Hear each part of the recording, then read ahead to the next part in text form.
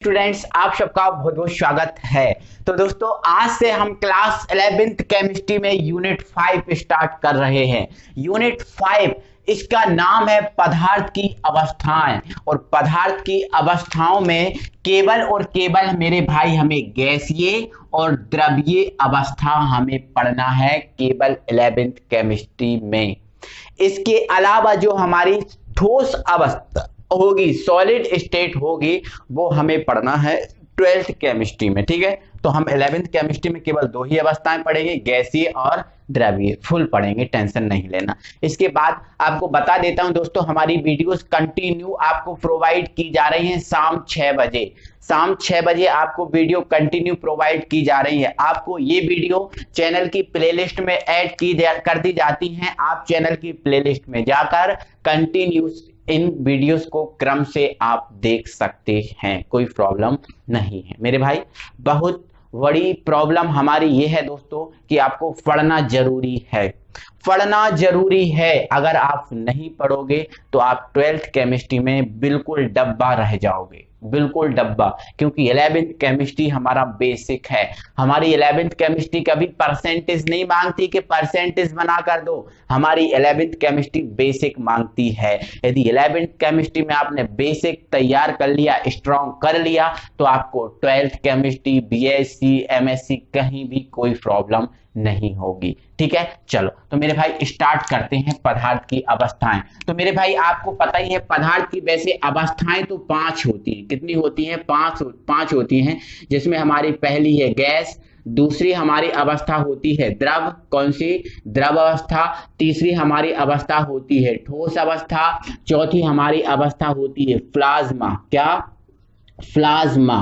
ठीक है, और पांचवी हमारी अवस्था होती है Bose Einstein. Bose Einstein, Einstein. ये हमारी 5 अवस्थाएं हैं। ठीक है, तो मेरे भाई आपको पता ही है गैस में जितनी जो गैसें हैं वो सब गैस में आ जाती हैं। द्रव में जो बहने वाले पदार्थ होते हैं वो आ जाते हैं, जैसे जल हुआ, दूध हुआ, अल्कोहल हुआ, ये सब आ जाते हैं। ठीक है, और ठोस में मेरे भाई वो पदार्थ आते हैं जिसमें बहने का गुण नहीं होता। अब प्लाज्मा, प्लाज्मा में मेरे भाई हमारा जो ब्लड होता है, ब्लड में एक प्लाज्मा होती है। हमारा जो खून होता है, ब्लड होता है, उसमें प्लाज्मा होती है। वो प्लाज्मा इस अवस्था में आती है। और नेक्स्ट है हमारी बोस आइंस्टाइन। हमारे मेरे भाई 118 तत्व है। यदि इन 118 तत्वों को 0 डिग्री सेल्सियस पर ठंडा कर दिया जाए, 0 डिग्री सेल्सियस पर ठंडा कर दिया जाए, तो वो जो तत्व हैं वो तत्व एक अवस्था में पहुंच जाते हैं। वो अवस्था हमारी कहलाती है बोस आइंस्टाइन। इस टाइप से 5 अवस्थाएं हैं दोस्तों। ठीक है, तो इन अवस्थाओं को हम एक एक करके पढ़ने वाले हैं, जिसमें इसमें हमें गैसीय और द्रवीय अवस्था पढ़ना है, बट मैं आपको कोशिश करूंगा कि सभी अवस्थाओं के बारे में बता पाऊं। ठीक है, तो सबसे पहले मेरे भाई हम पढ़ते हैं गैसीय अवस्था। ठीक है, तो आप अपनी कॉपी में हेडिंग जमा लीजिए, गैसीय अवस्था, गैसीय अवस्था। ठीक है, गैसीय अवस्था। मेरे भाई मैं आपको बता देता हूं, ये आपकी पहली अवस्था है, और ये जो अवस्था है सबसे सरलतम अवस्था है। गैसीय अवस्था है जो वो पदार्थ की सबसे सरलतम अवस्था है। सबसे सरलतम अवस्था का जो नाम है वो है गैसीय अवस्था।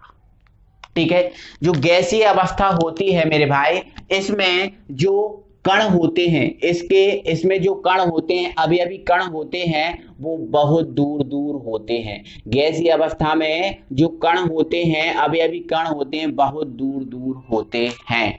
मतलब इन कणों के मध्य जो आकर्षण बल होता है, आकर्षण बल होता है, वो आकर्षण बल मान लीजिए कि आप नगण्य होता है। क्या होता है? नगण्य। और नगण्य का मतलब होता है बहुत कम। ठीक है, तो ध्यान रखना कि गैसीय अवस्था में जो अवयवी कण होते हैं बहुत दूर दूर होते हैं, और दूर दूर होने के कारण इनके मध्य जो आकर्षण बल होता है वो बहुत ज्यादा नगण्य होता है, नगण्य होता है।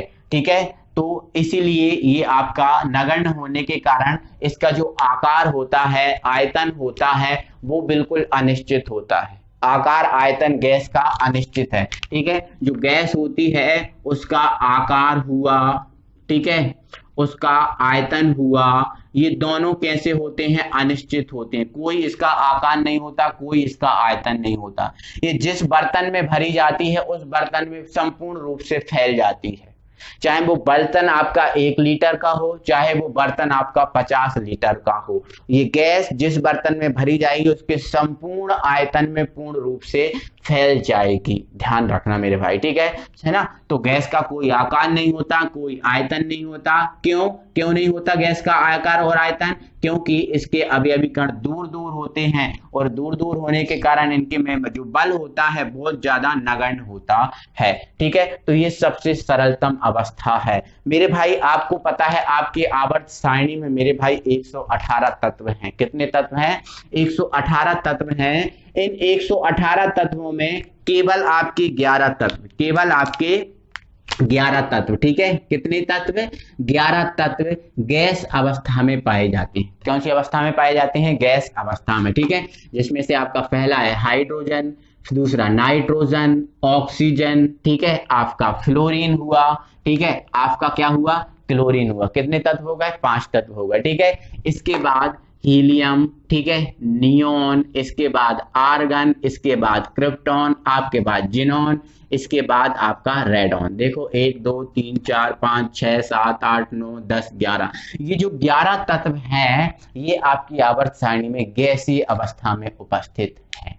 ध्यान रखना, ठीक है, गैसीय अवस्था में उपस्थित हैं। जिसमें से आपके जो 5 तत्व हैं ये द्विपरमाणुक हैं। कैसे हैं? द्विपरमाणुक, मतलब ये H2 के रूप में गैस होता है, ये N2 के रूप में, ये O2 के रूप में, ये F2 के रूप में, और ये आपका Cl2 के रूप में। बाकी ये एक परमाणु के रूप में, मतलब ये इसी रूप में गैस अवस्था में होते हैं। तो ध्यान रखना ये पदार्थ की सबसे सरलतम अवस्था होती है, ठीक है, सरलतम अवस्था होती है। इसमें अवयवी कण बहुत दूर दूर होते हैं, जिसके कारण अवयवी कणों के मध्य जो आकर्षण बल होता है वो नगण्य होता है। फलस्वरूप इनका आकार और आयतन अनिश्चित होता है, अनिश्चित। अब कुछ और इनकी विशेषताएं हैं, उनके बारे में मेरे भाई हम जानते हैं, समझते हैं। तो कुछ गैसों की स्पेशल विशेषताएं हैं जिनको आपको जानना बहुत जरूरी है।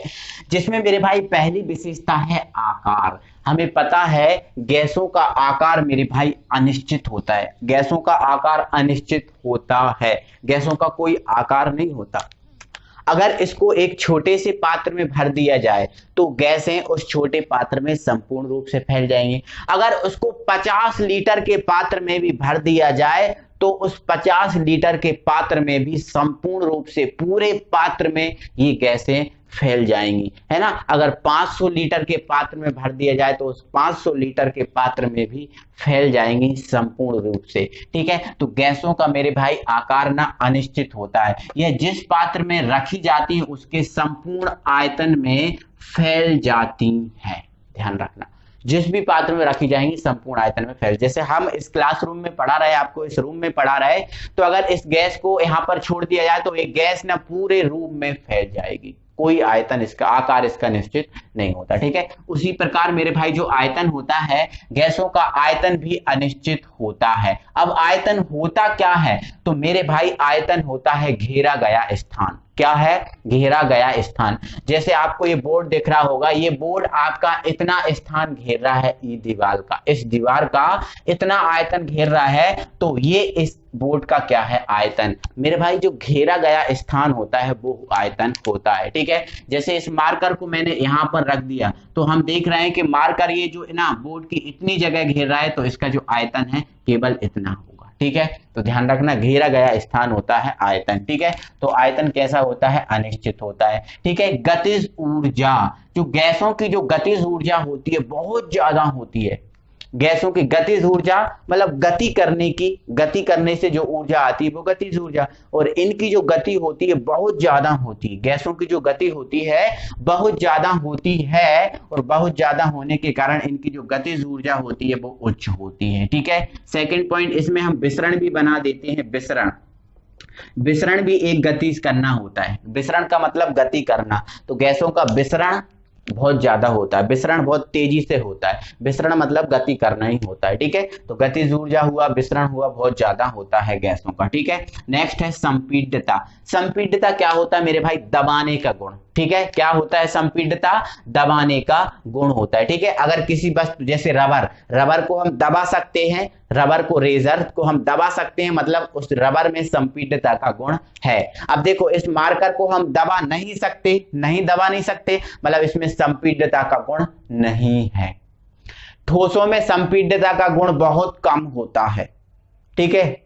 गैसों में सबसे ज्यादा संपीड्यता का गुण होता है, क्योंकि गैसों को हम सबसे ज्यादा दबा सकते हैं, ठीक है। तो जिसमें दबाने का गुण होता है वो संपीड्यता का गुण, जिसमें दबाने का गुण नहीं होता वो असंपीड्य होती है। दबाने के गुण वाले संपीड्य, दबाने के गुण ना होने वाले असंपीड्य, ठीक है। तो गैसों की संपीड्यता अधिक होती है क्योंकि हम गैसों को ना दबा सकते हैं, ठीक है। ध्यान रखना इस बात को, ठीक है। द्रवणता, द्रवणता का मतलब द्रव में परिवर्तित होना। द्रवणता का मतलब क्या होता है? द्रव में परिवर्तित होना। तो मतलब मेरे भाई जो गैसें होती हैं वो गैसें होती हैं वो निम्न ताप पर, कौन से ताप पर? निम्न ताप मतलब कम ताप, और जो उच्च दाब होता है उच्च दाब पर द्रव में परिवर्तित हो जाती हैं। मेरे भाई आपके पास एलपीजी गैस का सिलेंडर रखा होगा जिससे आप खाना बनाते हैं। तो मेरे भाई जो खाना बनाने वाला जो सिलेंडर होता है उसमें गैस द्रव अवस्था में भरी होती है। जो गैस होती है एलपीजी, लिक्विड पेट्रोलियम गैस, वो द्रव अवस्था में भरी होती है ना। अब उसको द्रव अवस्था में भरा कैसे जाता है? तो मेरे भाई उस सिलेंडर में जो गैस होती है द्रव अवस्था में अधिक दाब पर भरी जाती है, उच्च दाब पर, अधिक दाब पर और निम्न ताप पर भरी जाती है। मतलब ये गैस कनेक्शन जो गैस एजेंसी वाले होते हैं, आपको पता है जो गैस की टंकी है वो वहां पर नहीं भरते, ठीक है, या फिर वहीं पर भरते हैं, तो उनके पास ऐसा सिस्टम होता है कि वो अधिक ताप पर, अधिक दाब पर उन टंकियों में गैस को भर देते हैं, ठीक है। तो अधिक दाब पर जब हम गैस को भरेंगे तो वो गैस हो जाती है द्रव अवस्था में, लिक्विड अवस्था में आ जाती है। तो इस लिक्विड अवस्था में टंकियों में गैस भरी जाती है, तो निम्न ताप और उच्च ताप पर हो जाती है। तो ये गैसों की मेरे भाई कुछ विशेषताएं हैं जिनको आपको मोस्टली याद रखना है। आगे आपको बहुत ज्यादा इन चीजों की जरूरत पड़ने वाली है। अब मेरे भाई हम आगे बढ़ते हैं। तो मेरे भाई अब हम ना कुछ छोटी छोटी परिभाषाओं पे भी बात करेंगे, क्योंकि बेसिक ना बिल्कुल जीरो से स्टार्ट होता है, ठीक है। तो गैसों के कुछ मापने योग्य गुणों पर हम मेरे भाई बात करेंगे, जिसमें पहला हमारा रहेगा द्रव्यमान। क्या? द्रव्यमान। अगर गैसों का द्रव्यमान मापना है तो कैसे मेजर करेंगे वो चीज हम समझेंगे, ठीक है, जिसको हम इंग्लिश में बोलते हैं मास। क्या बोलते हैं? मास, ठीक है। अब ये द्रव्यमान होता क्या है मेरे भाई, पता आपको ये होना चाहिए। मेरे भाई किसी भी पदार्थ का द्रव्यमान होता है उसमें उपस्थित पदार्थ की मात्रा होती है। जैसे मेरे भाई ये मार्कर है, ये भी एक पदार्थ है, इस पदार्थ का द्रव्यमान कितना है वो पता करना है।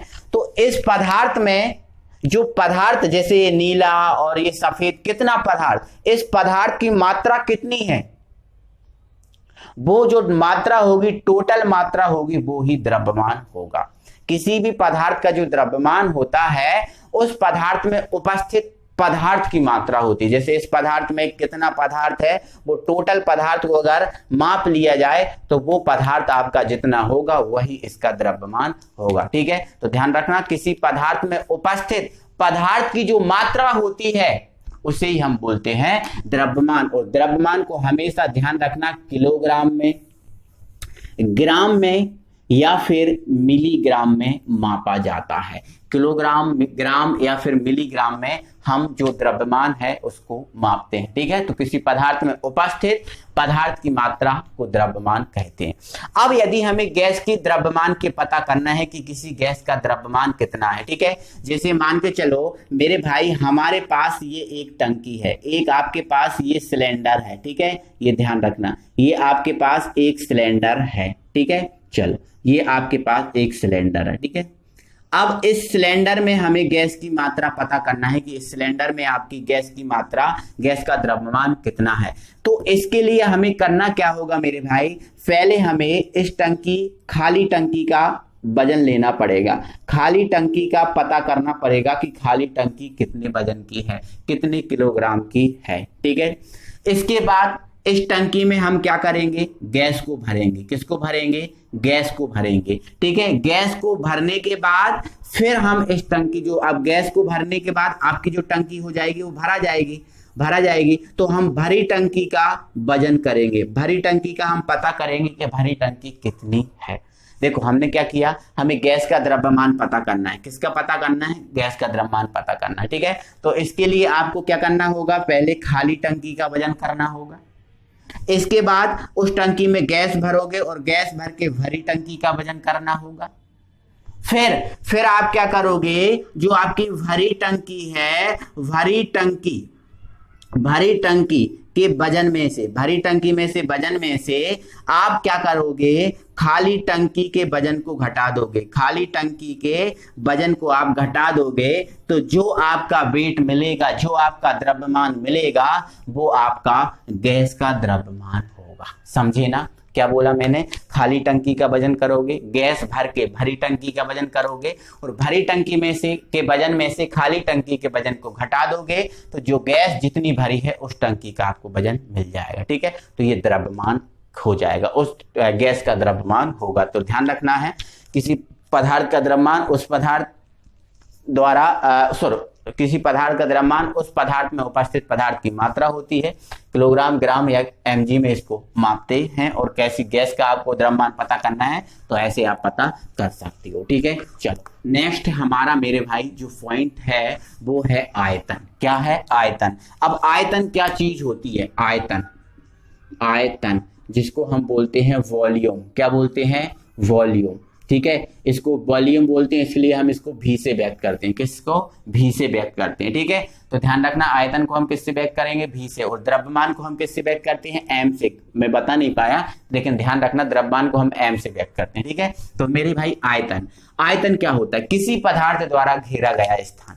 कोई जो पदार्थ होता है उस पदार्थ द्वारा घेरा गया स्थान आपका कहलाता है आयतन। जैसे ये बोर्ड द्वारा कितना, दीवार का कितना स्थान घेरा जा रहा है वो इसका आयतन है। ठीक है, जैसे मार्कर को हमने यहां रख दिया तो इस मार्कर द्वारा कितना स्थान घेरा जा रहा है। एक सेकेंड, देखो यहां पर ये मार्कर द्वारा आपको दिख रहा है इतना स्थान घेरा जा रहा है। ठीक है, तो ये जो स्थान है वो इस मार्कर का क्या है, आयतन है। ठीक है, तो जैसे मैं यहां पर खड़ा हुआ हूं, मेरे द्वारा इस पृथ्वी का, जमीन का कितना स्थान घेरा जा रहा है वो आपका आयतन होगा। आप बैठे हो, आप बैठ के पढ़ रहे हो, आप सो के पढ़ाई कर रहे हो, तो आप जितना स्थान घेर रहे हो वो आपका आयतन है। तो ध्यान रखना, किसी पदार्थ द्वारा जो घेरा गया स्थान होता है वो आयतन होता है। और आयतन जो होता है, ध्यान रखना, आज के बाद आयतन का जो मात्रक होता है वो लीटर होता है। क्या होता है, लीटर। आयतन का मात्रक क्या होता है, लीटर। ठीक है, लीटर, इसको इंग्लिश में ऐसा बोलते हैं, लीटर को हम एल से व्यक्त कर देते हैं। ठीक है, लीटर होता है, या फिर आपका मिलीलीटर हो सकता है, ml, मिलीलीटर ml हो सकता है, या आपका डेसीलीटर हो सकता है, dl, डेसीलीटर आपका हो सकता है। ठीक है, तो ध्यान रखना, लीटर, मिलीलीटर या फिर डेसीमीटर, डेसीमीटर। ठीक है, लीटर, मिलीलीटर या डेसीमीटर हो सकता है। और जो मेरे भाई जो इसका SI मात्रक होता है वो SI मात्रक होता है इसका मीटर क्यूब। आयतन जो है, इस आयतन का जो SI मात्रक है वो है मीटर क्यूब। कौन सा, मीटर क्यूब। और CGS मात्रक इसका है सेंटीमीटर क्यूब, CGS मात्रक। और ये मात्रक कौन से हैं, तो ये मात्रक आपके, ये जो मात्रक हैं ये सिंपल साधारण मात्रक हैं इसके। कौन से मात्रक, साधारण मात्रक। ठीक है, तो ध्यान रखना इन चीजों को, लीटर, मिलीलीटर, डेसीमीटर ये तो होते ही हैं। लीटर, मिलीमीटर तो ये तो सिंपल चलते ही, ये तो याद रखना ही, और बाकी ये चीजें एक्स्ट्रा में याद रख लेना। ठीक है, तो घेरा गया स्थान क्या है मेरे भाई, आयतन है। क्या है, आयतन। अब हम मेरे भाई बढ़ते हैं आगे। ठीक है, चलो नेक्स्ट जो हमारा दोस्तों पॉइंट है वो है हमारा दाब, जिसको इंग्लिश में हम बोलते हैं प्रेशर। और प्रेशर होने के कारण इस दाब को हम पी से व्यक्त करते हैं। दाब को हम किससे व्यक्त करते हैं, पी से। अब दाब होता क्या है, तो मेरे भाई प्रति इकाई क्षेत्रफल पर, प्रति इकाई क्षेत्रफल पर कार्य करने वाले, कार्य करने वाले बल, बल को क्षेत्र बल को दाब कहते हैं। ठीक है, दाब कहते हैं। तो ध्यान रखना मेरे भाई, जो बल है उस बल को ही हम दाब कहते हैं, और वो बल काम करना चाहिए प्रति इकाई क्षेत्रफल पर। क्षेत्रफल, क्षेत्रफल में क्या होता है, लंबाई और चौड़ाई। जो क्षेत्रफल होता है लंबाई और चौड़ाई होता है, लंबाई और चौड़ाई होता है। ठीक है, अगर मेरे भाई मान के चलो यहां से आपका ये जो यहां से यहां तक आपकी गैस भरी हुई है, ठीक है, यहां से यहां तक गैस भरी हुई है, ठीक है, ये सब में क्या भरी हुई है, गैस। ठीक है, मान लेते हैं यहाँ पर ये जो गैस है इसका ये 1 मीटर लंबाई है और ये 1 मीटर इसकी क्या है, चौड़ाई। ठीक है, ये क्या है, इसकी लंबाई है और ये क्या है, इसकी चौड़ाई। ये भी 1 मीटर है और एक भी 1 मीटर है। ठीक है, तो 1 मीटर लंबे और 1 मीटर चौड़े, 1 मीटर लंबे और 1 मीटर चौड़े क्षेत्रफल में जो बल कार्य करेगा, 1 मीटर लंबे और 1 मीटर लंबे और 1 मीटर चौड़े क्षेत्रफल में जो बल कार्य करेगा उस बल को हम बोलते हैं मेरे भाई दाब। तो देखो ध्यान रखना है, क्षेत्रफल लंबाई और चौड़ाई से ही बना है, और लंबाई और चौड़ाई पर जो 1 मीटर, देखो इकाई बोला मतलब 1 मीटर, इकाई का मतलब होता है 1, इकाई का मतलब होता है 1, और लंबाई का मात्रक भी मीटर और चौड़ाई का मात्रक भी मीटर, है ना। तो 1 मीटर लंबे और 1 मीटर चौड़े, 1 मीटर चौड़े क्षेत्रफल में जो बल कार्य करता है उसे हम बोलते हैं दाब। ध्यान रखना, दाब। ठीक है, दाब बढ़ाने से जो गैस है, गैस का आयतन कम हो जाता है। ठीक है, जैसे ही हम दाब बढ़ाएंगे तो आयतन में क्या हो जाती है, कमी हो जाती है। इस चीज को भी आपको याद रखना है। ठीक है, तो दाब है ना, दाब का मेरे भाई जो मात्रक होता है वो होता है मैनोमीटर। दाब का मात्रक क्या होता है, मैनोमीटर। लेकिन मेरे भाई जो दाब होता है, दाब का जो एसआई मात्रक है वो एसआई मात्रक है पास्कल। क्या है, पास्कल, पास्कल। ठीक है, तो पास्कल, ठीक है, ऐसा लिखा जाता है। इसलिए जो पास्कल है इसको हम पीए से व्यक्त करते हैं। किससे व्यक्त करते हैं, पीए से। और 1 पास्कल, ठीक है, पीए से व्यक्त करते हैं, बस इतना याद रखो। ठीक है, एसआई मात्रक क्या होता है, दाब का पास्कल या फिर मैनोमीटर इसका मात्रक होता है। ठीक है, चलो ये हो गया। इसके बाद मेरे भाई एक इंपॉर्टेंट आपका जो आता है जिसको आपको हेडिंग में डालना है, वायुमंडलीय दाब। कौन सा दाब मेरे भाई, वायुमंडलीय दाब। अब ये वायुमंडलीय दाब क्या होता है उस चीज को हम समझेंगे। ठीक है, तो आप हेडिंग डाल देंगे अपनी कॉपी में, वायुमंडलीय दाब, वायुमंडलीय दाब।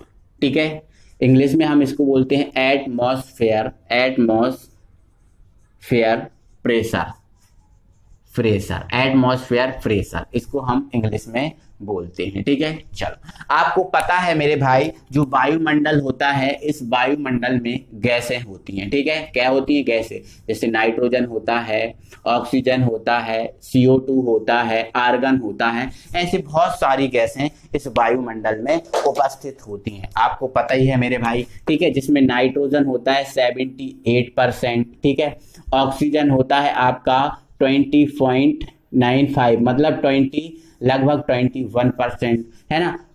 जो CO2 होता है 0.03% होता है ना। ऐसे आर्गन होता है 0.04%, ऐसा होता है। ये विभिन्न प्रकार की गैसें इस वायुमंडल में होती हैं। आपको पता ही है मेरे भाई, कोई प्रॉब्लम नहीं है। ठीक है, वायुमंडल आपको पता है ऊपर होता है, और ये यहाँ पर होती है पृथ्वी। यहाँ पर क्या होती है, पृथ्वी, यहाँ पर पृथ्वी होती है।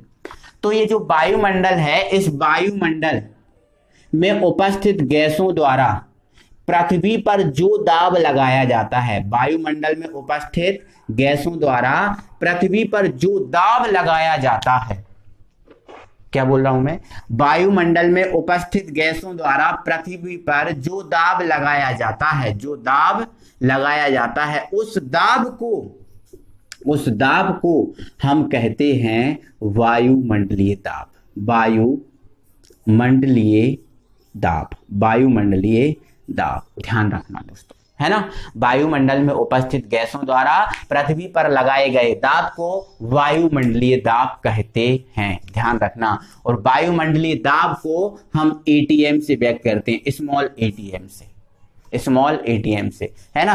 कैपिटल एटीएम से नहीं, कैपिटल एटीएम वो पैसा निकालने वाला एटीएम होता है, स्मॉल एटीएम जिसका फुल फॉर्म है एटमॉस्फेयर, एटमॉस्फेयर, ठीक है। फुल फॉर्म क्या है, एटमॉस्फेयर, ध्यान रखना। वायुमंडलीय दाब को हम किससे व्यक्त करेंगे, एटीएम से, जिसका फुल फॉर्म क्या है, एटमॉस्फेयर।